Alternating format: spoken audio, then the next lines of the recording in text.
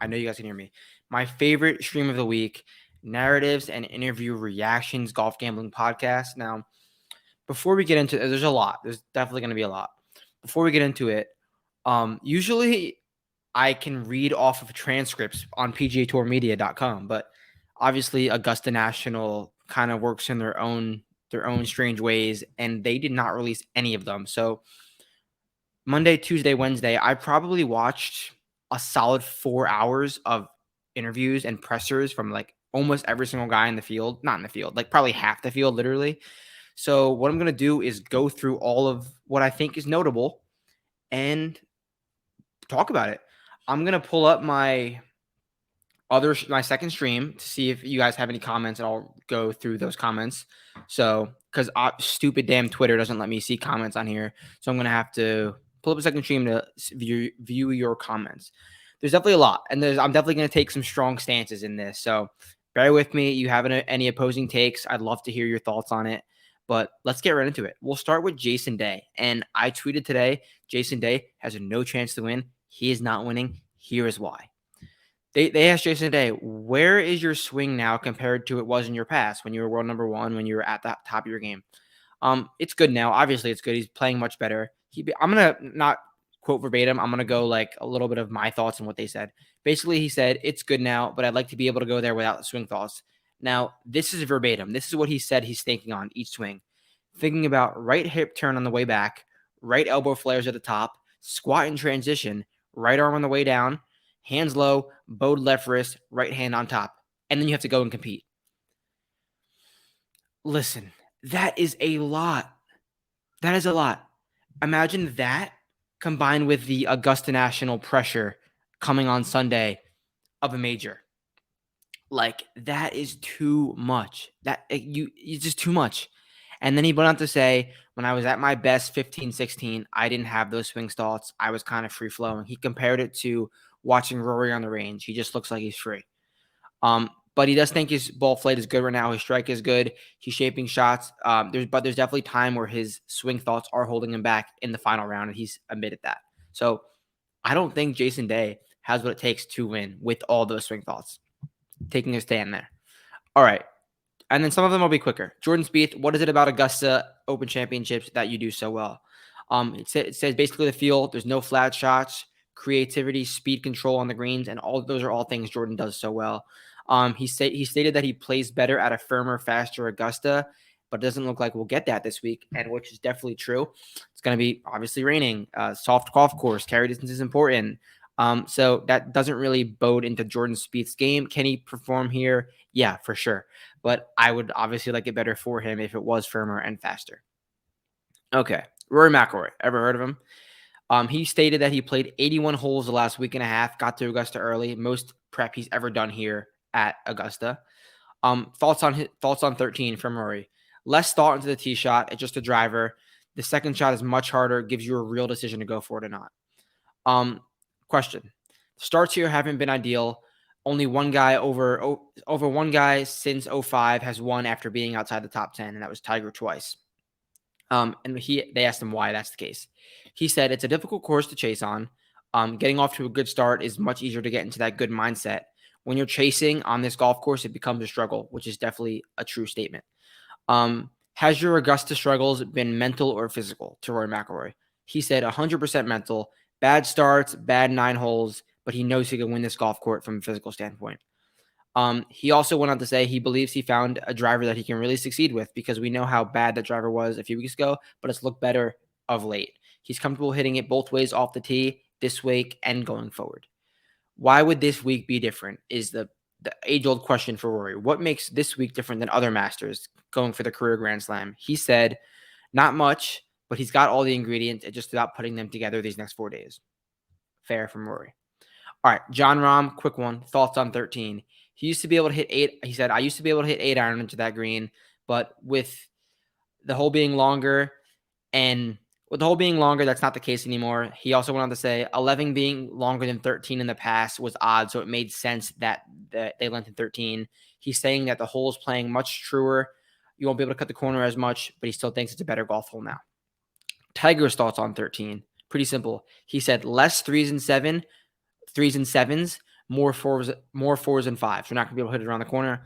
Basically, what he means by this is guys won't be going for it in two. It's going to be much more layups, much more wedges, much more birdies and pars rather than eagles and big numbers for going for it and putting it into the creek. Matt Fitz, very interesting one. They asked him about his neck. Obviously, he dealt with some neck pain over the last few weeks. He stated that the neck pain went down to his right side, had him out of the gym for the last 3 weeks. He had to stop his speed training. He had to stop swinging for a while, and he kind of went into a little bit of a swing change to compensate for the pain, which is obviously a massive thing for any golfer. He said he's feeling a little bit better now. He's lost a lot of ground over the last 2 months, back to the bottom again, going to take some time to get back to where he was. That's pretty significant from Matt Fitz. They asked him, what does success look like for you at the Masters? And he went on to say, making a cut would be a good start, like jokingly. Still kind of interesting to say, because if his goal is just making the cut, you don't want to play Matt Fitz this week.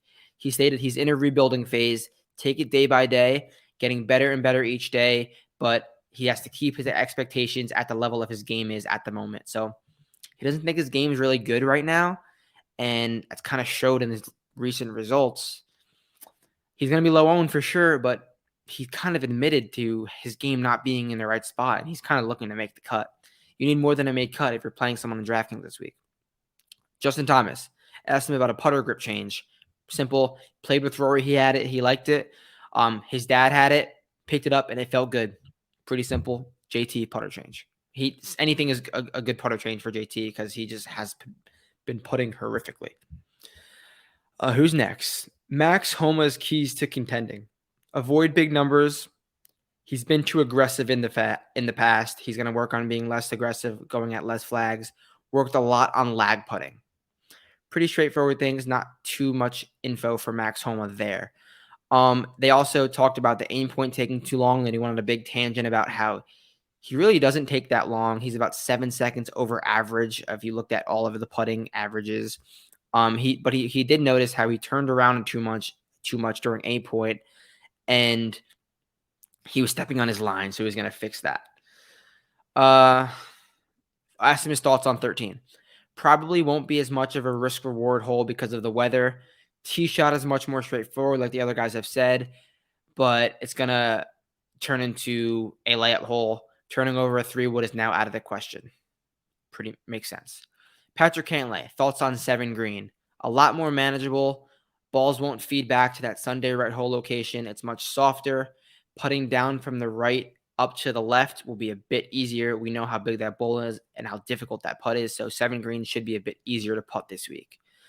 They asked Patrick Cantlay's thoughts on staying patient on this golf course. He said the golf course is going to play long this year. You probably see a lot of guys lay up on par 5s. You can't force the issue all week. You got to rely on your wedge game. Don't take more than you should. Just take what you have. Don't try to do too much. Stay patient, Patrick Cantlay. Minwoo Lee, how do you feel coming into the week? Hitting the ball great. He made a bunch of birdies and few mistakes in his practice rounds. And he said he hit 7 iron into 13 green. Now that's impressive. He must have hit a monstrous tee shot because in the past, guys have hit 9 iron, 8 iron to that green if you hook it around. You can't do that anymore. So Minwoo must have hit a big high 7 iron draw off of a slope. Probably won't do that in round 1 or during the tournament, but just impressive that he said that he hit 7 iron into 13 green in a practice round. Victor Hovland, thoughts on the course and how your game feel? He said the greens are a bit softer, but still firm. Feel like they can ramp him up, but it depends on the weather. He said his game feels really, really good. Had a really good week at home. He felt like he played great at the match play, but he didn't make any putts. They asked him what short game stuff has he been working on. He said he feels much more confident with his short game, but he kind of says that a lot. He said the bunker is not an auto bogey anymore. He can spin it more out of the bunkers. Important. Dustin Johnson. Is it more of a challenge here playing with less starts than normal? He said no. In Dustin Johnson fashion, no. He said he usually doesn't play that many. If my game is there, then I'm ready no matter how much I've played. So you're never going to get much out of Dustin Johnson, but that's what he had to say. We got 5 or 6 more guys. Sahith Theegala. This one is pretty interesting. He kind of said the course sets up really well for me. And if you think about it, I agree with it. Really wide off the tee. Yes, Augusta National. and it's an approach shot driven course, 2-putt and short game oriented course. That's kind of Sahith Theegala. He's not accurate, but he's long off the tee. So he gave him a wide course to tee off on and hit long drives. That's up his alley. Approach play, he could pop there. And lag putting and short game is what he's really good at. That's kind of Augusta National. They asked him if uneven lies set up for him. He said, definitely. He said, I'm not the best range player. A lot of these guys who aren't even in the field hit it so much better than me off a flat range lie. I do best with my feels and visual take over. And if you watch Sahith Theegala, if you know Sahith Theegala, you look at his stats, he is definitely a field-driven player. He kind of just pops when he wants to, which is why I like to bet him when he has the right odds. So there's no reason he couldn't pop at any given week. It's a field-driven player. If he's feeling right that week, Sahith Theegala can be in the mix. I kind of like him first-round leader tomorrow. All right, Xander, quick one. Thoughts on 13? He said, no-brainer, layup. Bryson DeChambeau. This one is just so interesting. So interesting. He said he's never had his A game going into Augusta, and I don't think it's this year, but he's progressing towards that status. Now, I tweeted a video today. It got about 20,000 views of Bryson DeChambeau hitting a sand wedge into the par 3 contest and just pulling it into the water. The par 3 contest, a course that 10 handicaps can have fun on and play golf and shoot a respectable score. And Bryson DeChambeau was missing greens and shooting over par. Like, if that's any indication where his game is at, and if you watch my Monday show, I was thinking about playing Bryson DeChambeau in DraftKings, but I'm just not going to do it. I'm just going to play Jason Kilcrack. I think he's a similar player in much better form, but that's a different story. But Bryson DeChambeau, how are you going to say you're progressing towards your A game? You've been playing horrific on live, and you're going in the. He's right there. You're going in the water on the par 3 contest. I'm out on Bryson. All right. Will Zalatoris. They asked him if his speed's fully back. Yeah, I've been driving it really nice. Not playing the long driver anymore, but still driving it good. It's been the other clubs that are holding him back. He has been driving it really well. Look at his off-the-tee numbers. They are elite. The approach numbers are pretty much field average and not Will Zalatoris-esque. So he's got to get back to that. Quick water. So, and they asked him about how he's feeling after that injury. Month by month, I've gotten better. I was worthless at Torrey Pines. Bay Hill and the players, I was feeling better, but now I feel 100% despite that stomach virus at the match play. Will Zalatoris says he's close to 100%. That's a scary sight, 45-1. I don't know if you could. I don't know if I could play him. He's my favorite golfer in the world. But I don't know if I could play him. The approach numbers are not there. I mean, I know how quick he can turn it on. You just look at the Genesis numbers, turn it on out of nowhere. Like, he finished 4th. Another Will Zalatoris quote. He new putter grip. They asked him about the putter grip, and he said, "Grip change. Right hand is higher. VJ has done it. Jerry Haas has done it. Inspired by Webb Simpson, a fellow Demon Deacon. Just said it's something that had to be done. He kind of got back to his old ways, the little jabby putter stroke. He needed something new. Last time he changed his putter grip, it kind of helped him. Won a golf tournament recently after. So hopefully good things are coming from Will Zalatoris. It's going to really drive off that approach play.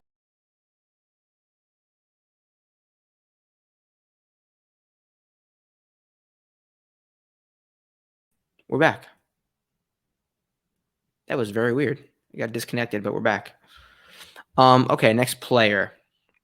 Harold Varner. Second Master start, do you feel like a vet? He said, I don't ever think anyone feels like a vet out here. I'm not hitting the ball well at all, and I just got destroyed in my practice round. Not too confident from HV3. Not too confident at all. Everyone thinks we suck right now, as in live players, so I want to play well. Saturday last year, I didn't play well when it was cold. It's going to be cold and kind of bad weather this year. Not too optimistic about HV3. 2 more players. Brooks Koepka. It's nice to see some hard work finally paying off. That win at Live was solid. He said he's been playing good golf. He played 5 times this year. Usually he plays 6 times before the Masters, so he's not really worried about not playing enough golf. He said, "I'm ready. It's the Masters. You get up for it." Brooks Koepka and that mindset is a scary sight. I spoke on Monday with Adam, and he would probably be my only live player. I'm not giving a shot to him, but only live player who I feel like can somewhat contend. Will not win the golf tournament. Somewhat can contend. Brooks Koepka possibly. Finally, Francisco Molinari, literally irrelevant. I thought it was funny. Interview. He said, "My game is a bit of a question mark at the moment, so we'll see which Francesco shows up."